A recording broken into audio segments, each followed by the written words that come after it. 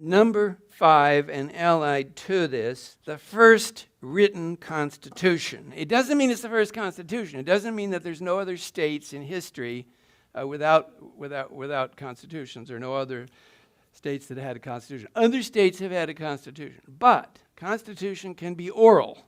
So everybody in the state, in one of the Greek city-states, Miletus, knew what the constitution of Miletus said. You elect a certain number of people, you have the elections every year, everybody can vote so-and-so, have to live in Miletus to vote, have to be a citizen, all those things. That's the constitution. But they were oral.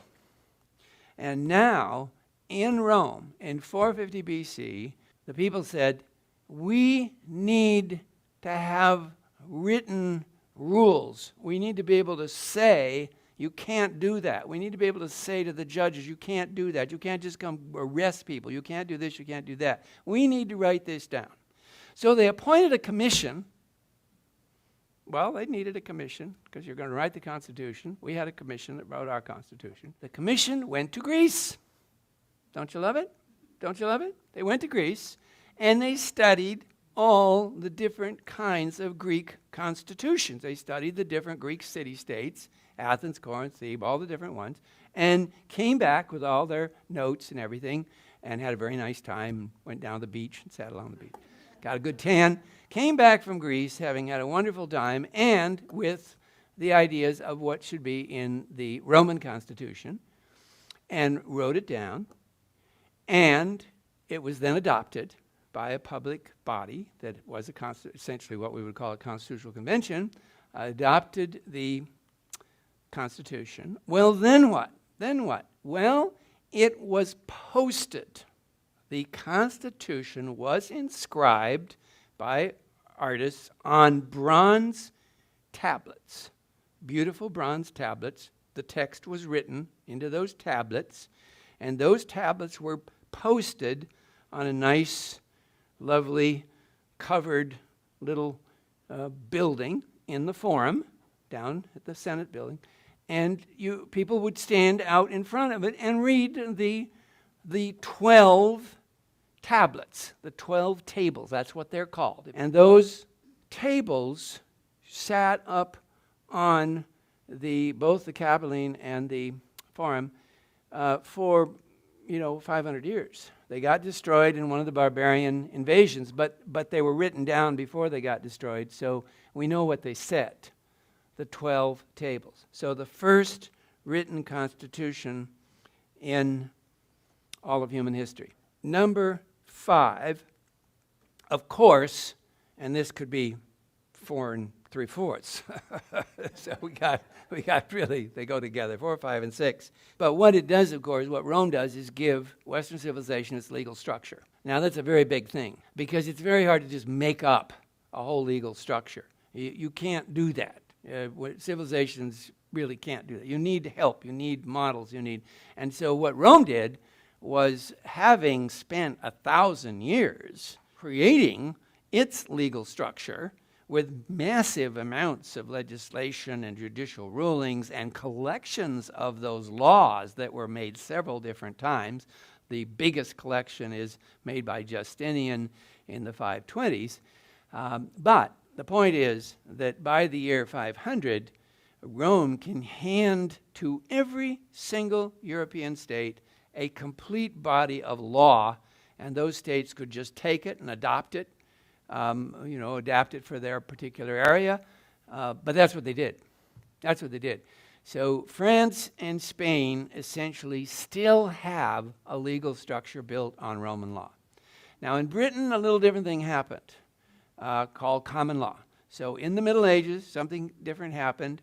And it adds to it, builds on it, extends it, and so Britain's story is a little bit different, the legal story. But for Western civilization, there's no question that the legal structure comes from Rome. And remember, it's not just secular law, but it's also religious law. So all of canon law, in other words, all of Vatican law, all of papal law, all of the law of the Christian church is also built on Roman law. It's just adapted to the church.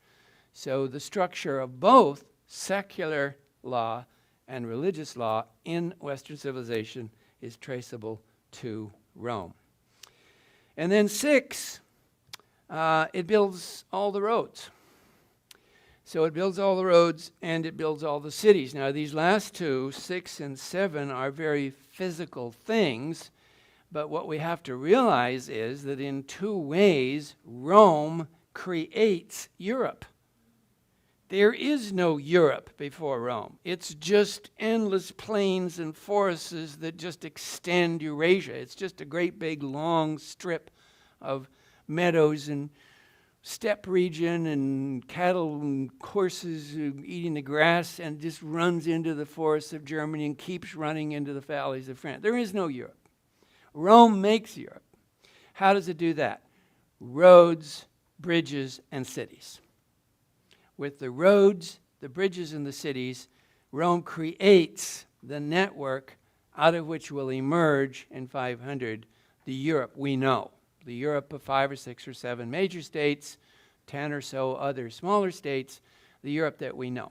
That Europe we know is built by Rome. Network of roads, major bridges, many of them are still there. The bridge that crosses the Arno River in Florence was a Roman bridge. It's the basis of the Ponte Vecchio, and it's still there. The Roman structure underneath the Ponte Vecchio is still there. And so therefore, in a sense, it's fair to say Rome creates Europe, and it certainly creates urban Europe. There were none of these cities when Rome began building them. So all the great cities of Europe are with Roman foundations. Very few major capitals of Europe do not have Roman foundation. Very few. And where about Rome itself? Where does Rome start? Up here on this hill. This is the Palatine Hill, Palatino. This is the Palace Hill. That's where the word for palace comes from, the Palatine. And this was covered with palaces of the great emperors by the 1st century AD, and that's how it becomes known as the Palatine Hill. But the foundation of Rome is here on this hill. That has always been the myth of the foundation of Rome, that in 753, Romulus and Remus, up here on the hill, the whole story begins with the foundation of Rome. People have always said it's myth, that it was just made up, that it wasn't true. But as with so many myths, it turns out that here's Romulus and Remus suckling the wolf, and here's the mother who gave birth to them. And here is Andrea Carandini, one of the great heroes of Roman archaeology now, because Carandini has discovered on the Palatine Hill the beginnings of Rome in the time of Romulus and Remus. In other words, something that dates to 750 BC. Everybody said it was nonsense, and he said, no, it really is.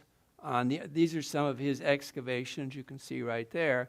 And here's the story in the European newspaper where people went crazy. Fu Romolo a fondare Roma.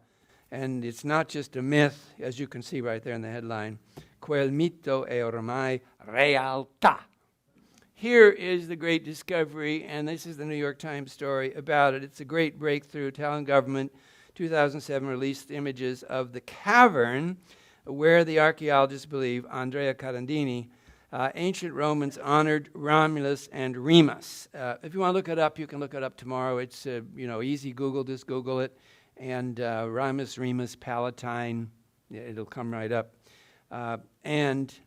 Cave holds the secrets. That's what the story says in the New York Times. The cavern, now buried 50 feet under the ruins of the palace of Emperor Augustus on the Palatine that we were just looking at, and about 23 feet high, 21 feet in diameter. Photographs are taken by putting a camera probe down into it, and they can see the cavern decorated with well-preserved colored mosaics and seashells at its center, painted white eagle, symbol of Rome. So Carandini turns out to be right. He had guessed that the foundation of Rome really is 753. He's now confirmed. It's now 7 years later, and there's even more to confirm his ideas. And even more important than that, since this breakthrough, the government has given him permission to do more excavations in the Forum. And of course, this area right down here in front of the Senate building is the most important, because this has always been believed to be probably where Ramses was buried. There is a burial that goes back to the 8th century, so they've always thought. And so he's been allowed to excavate there, and he's found confirmation of that. Found confirmation of that just in the last 2 years, that there are indeed proofs that it's 8th century, which no one believed ever before. No one believed. I mean, you pick up any book on Rome that's 10 years old, and none of this will be in there. People think it was founded about 500 BC. So he's pushed the whole thing back by 200 years, back to 753. So here's our city, and here's where it all starts. So let's just look at some of these places that we've been talking about that explain the coming into being of the city. The main thing is the island. This is a contemporary picture. You can visit the island anytime you want. There's a monastery on it. It's been there for a long, like 1,000 years. But you can just go across the bridge and walk around, and they're delighted to have you visit. And this is the island of the Tiber, so Isola Tibertina, which is the reason Rome is where it is. A good place to cross the river, just like Paris. It's exactly the same there. You're looking at it from the sky, so you can see it connects over to the west side of the river and to the east side of the river. Those are buildings, medieval buildings, and that's the whole reason that it exists. This picture here is of the little plaza, the piazza, on the main side of the river. That would be the east side of the river, which is one of the oldest temples in Rome. It's like probably 2,600 years old or something like that. And this area around it was the oldest market of Rome. So this territory immediately adjacent to the river, island, bridge, was, of course, the busy market, because this is where all the people came from either side of the bridge. And so this is really the beginning of Rome. This is the place right next to the river that you have the beginning of the markets of Rome, the market of Rome itself. And if we look over across the piazza, there's Santa Maria in Cosmedin. You can see the church over there on the far side, one of the oldest churches in Rome. Here's the little temple that we just looked at. It's called Piazza della Bocca della Verità. Piazza della Bocca della Verità. Piazza of the mouth of truth. And you probably know what that's all about. It's the church. And in that little porch is the lion with the mouth, that if you put your hand into the mouth and you're lying, you'll get your hand bitten off. So here is Santa Maria in Cosmedin there. And this is all this big wide piazza. This is all this big wide space right next to the Palatine, right next to the Capitoline. And if we look through here, if we look right straight through this opening between the little columns of the temple and that little arch in the distance, that is a little tiny road that will take you right into the Roman Forum. So on your right is the high point of the Palatine, and on your left is the high point of the Capitoline Hill, and you go right through that arch and right into the Forum. Here's what you're looking at when you come through the Forum, and so there it is. And of course, one of the great arches that allows you to enter into the Forum, with the Senate building right in front of it, the Via Sacra leading through this arch, is this great arch of Septimius Severus. Here we're looking right straight through into the Forum. You can see the Arch of Titus in the distance, and some of the other buildings that are part of it. And here is the center of ancient Rome. So Carandini has proven Palatine and right in front of the Senate building, these are the oldest buildings of Rome. There's the Arch of Titus up there in the distance. If we look up here, we're just standing in the Forum and we're looking up to the hill of the Palatine. That's the Palatine. That building is just right next to the area where Carandini was doing his exploration. So all of this, 753, 750 BC, is the beginning of Rome, close to that little island, close to the river, close to that little piazza that was the first great market of Rome, with these 7 hills ranging around.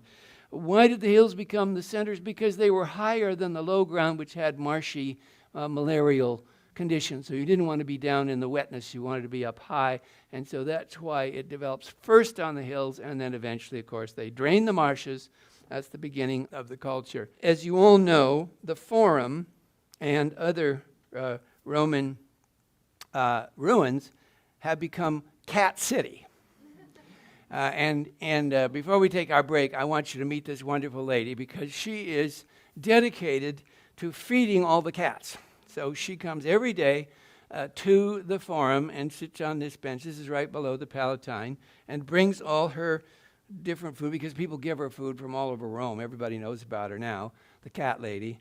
And so she comes, and then she gives the food around. Now, lately, the population has gone down because a brilliant Roman contessa who knew about the terrible cat problem of Rome, because they were breeding like rabbits, although cats seem to breed better than rabbits in the Palatine, because there are a lot more cats on the Palatine than rabbits. But because everybody knew about the problem, a wonderful contessa in Rome thought of an idea to rescue the cats, take them to a vet, get them all, vaccine and everything they needed cleaned up, and then place them in the United States, in homes of people in America who would like to have a Roman cat.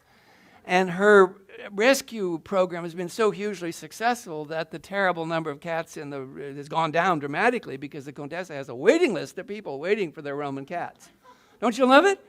Isn't that great ingenuity? But isn't it great? Oh, it's a huge success. There's certain ruins that used to have hundreds and hundreds of cats, and they're all gone because the Contessa has found so many homes for them in the United States. But here are just some of the wonderful Roman cats. I know. These guys still live there. They refused a visa to the United States. They said it's just life here is too good. Life here is too good that I do not want to go to the United States of America. So these are all permanent Roman cats. Doesn't he look like a Roman cat? Look at him looking at the stone. I love that. I love that look at the stone. So that's the staircase with the cat lady and all the great cats.